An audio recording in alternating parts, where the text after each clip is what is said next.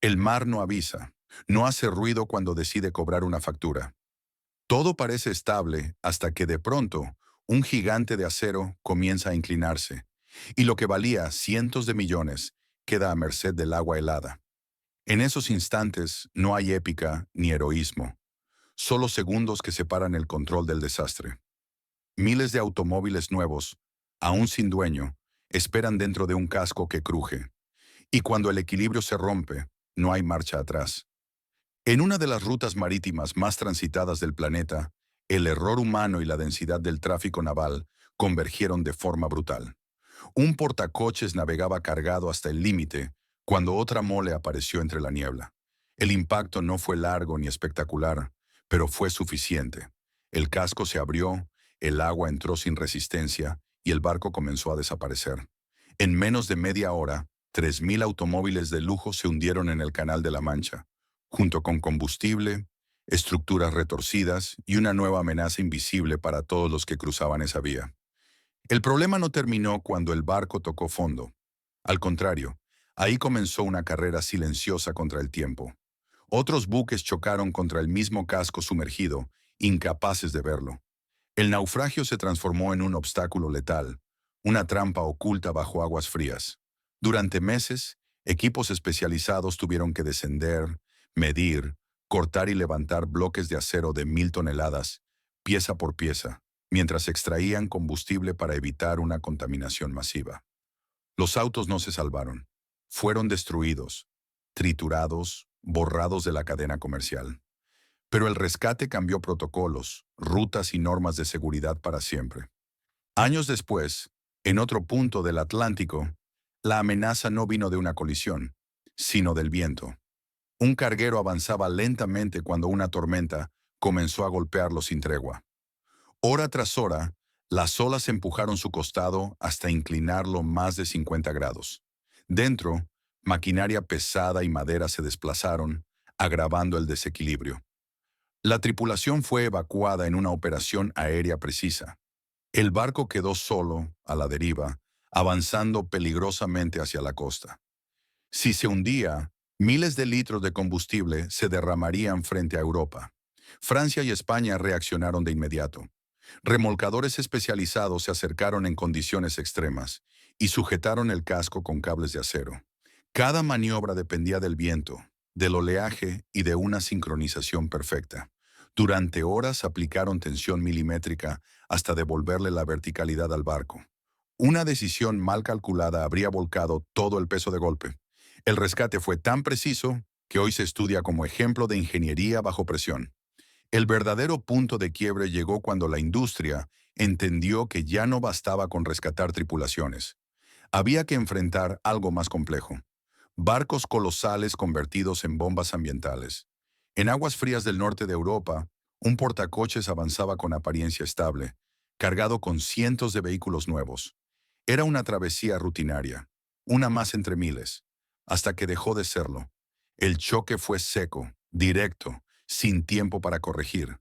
El casco se abrió como si fuera papel y el agua invadió los compartimentos con una velocidad imposible de contener.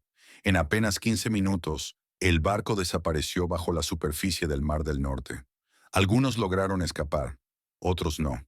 Cuando todo terminó, el gigante de acero descansaba a más de 30 metros de profundidad, cubierto de barro, cables rotos y vehículos atrapados para siempre.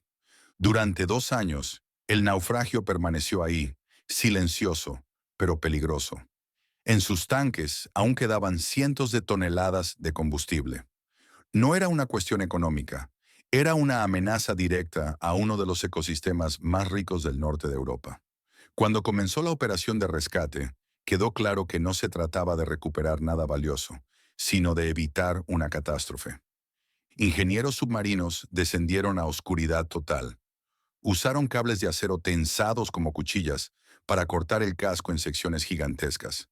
Cada fragmento pesaba más de 1.000 toneladas y debía ser levantado con grúas flotantes en condiciones extremas. Durante meses, los buzos trabajaron entre corrientes violentas, visibilidad nula y frío constante. El objetivo era claro: extraer cada litro de combustible, limpiar el fondo marino y retirar el acero sin liberar contaminación. Los automóviles quedaron abajo, convertidos en cápsulas metálicas dormidas bajo el agua. ¿Te imaginas perder millones en minutos por un error humano? Quédate hasta el final para conocer las decisiones críticas que hundieron estos barcos. Suscríbete, dale like y activa notificaciones. Cuando la industria aún analizaba esa operación, otro desastre sacudió al sector, esta vez en aguas estadounidenses. Un portacoches acababa de zarpar cuando algo falló en lo más básico: la distribución de la carga. El equilibrio se perdió en minutos. El barco comenzó a inclinarse hasta volcar por completo, quedando acostado sobre su costado en un canal clave para el comercio. Dentro quedaron atrapados más de 4.000 automóviles nuevos. El bloqueo paralizó el puerto y puso en jaque a toda la cadena logística regional. Pero lo más grave aún no había comenzado. Enderezar el barco era imposible. La única opción fue desmontarlo en el lugar. Una grúa flotante diseñada para levantar miles de toneladas llegó al sitio. El casco fue dividido en enormes secciones, cortadas una por una, retiradas lentamente y transportadas en barcazas especiales. Fueron más de 30.000 horas de trabajo, meses de planificación y un costo que superó los 800 millones de dólares. Los vehículos, contaminados por agua salada y combustibles, se transformaron en residuos tóxicos bajo supervisión ambiental estricta. Ya no se trataba solo de rescatar barcos. Era una lucha directa contra el impacto irreversible de un error mínimo. Y el mar no perdona ese tipo de fallas. Cada uno de estos rescates dejó algo más que acero retorcido y balances financieros en rojo. Dejó cicatrices operativas que obligaron a la industria a mirarse sin maquillaje. Porque en todos los casos, el desastre no comenzó con una ola gigantesca ni con un fallo imposible de prever. Comenzó con decisiones humanas, con cálculos ajustados al límite, con la falsa sensación de control frente a sistemas demasiado grandes para fallar. Hasta que fallan, miles de autos nuevos quedaron convertidos en chatarra sin haber recorrido un solo kilómetro. No por mala calidad, sino porque el océano no distingue entre lujo y carga. El agua salada entra, corroe, contamina y vuelve inútil cualquier tecnología.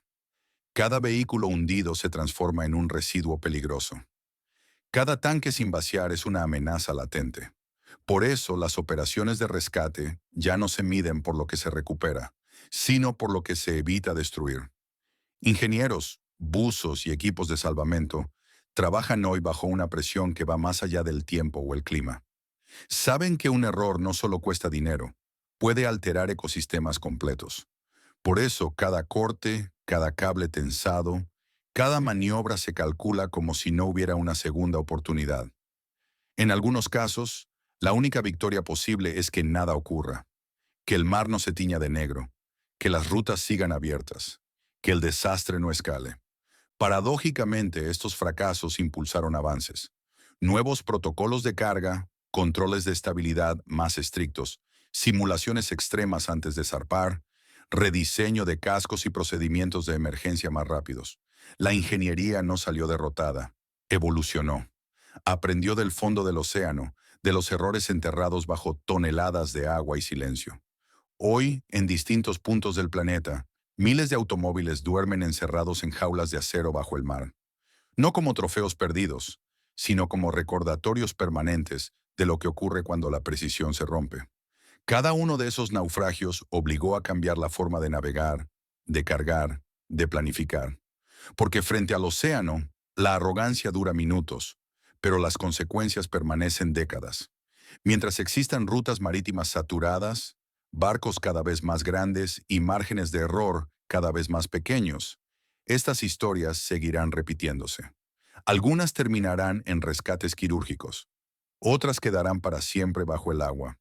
La diferencia la marca una decisión tomada a tiempo o demasiado tarde.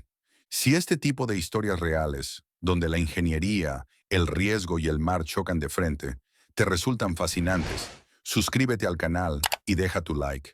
Aquí seguimos explorando los límites de la tecnología cuando todo puede hundirse en minutos.